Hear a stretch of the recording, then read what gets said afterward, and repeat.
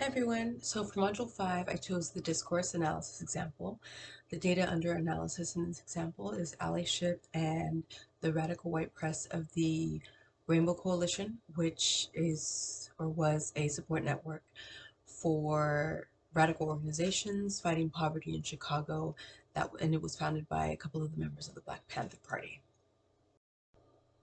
The method used was a critical discourse analysis, which, according to the text, is discourse that examines the construction and reproduction of power.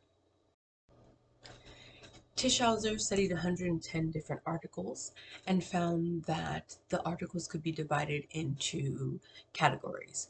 Furthermore, within each of those categories, he found that the articles had several recurring themes. One of the most apparent themes that appeared was that of a collective experience.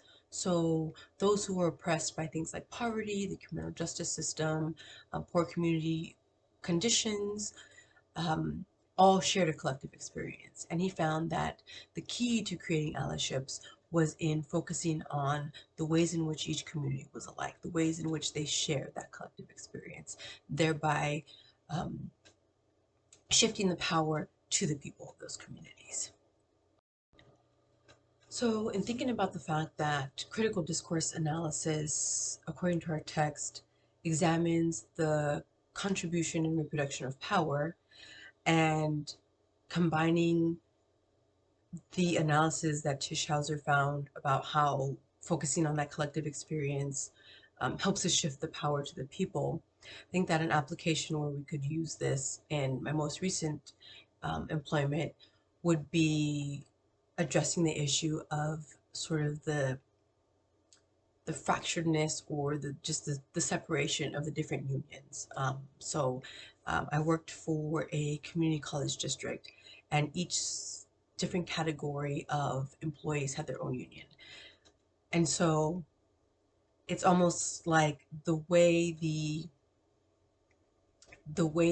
district negotiated with the unions was separately.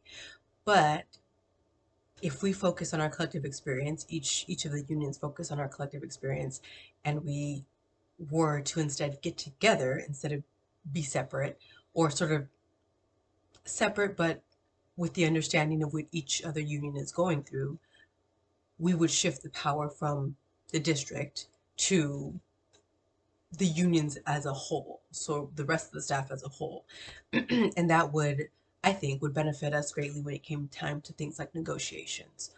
For example, there are the what's called classified staff, which is anyone who you'd find in a business office, any of sort of the frontline workers. Then there's faculty, which are like the professors, for example. So the professors have more, or the faculty, I should say, have more of an advantage because they have people, their knowledge base is a lot higher than those of the classified staff. So for example, when it comes time to negotiating contracts, well, we have business law classes and we have lawyers teaching those classes. So you've got lawyers reviewing those contracts. Whereas the classified staff, no one on classified staff is going to have that sort of advanced level degree. So you don't necessarily have that amount of power. Whereas if we were to combine it and combine our the collective experience of, quote unquote, being oppressed by the district, then we could make sure that all of the unions sort of got equal footing. So I think that would be a way in which sort of using critical discourse analysis would help to solve a problem at my recent place of employment. Thanks.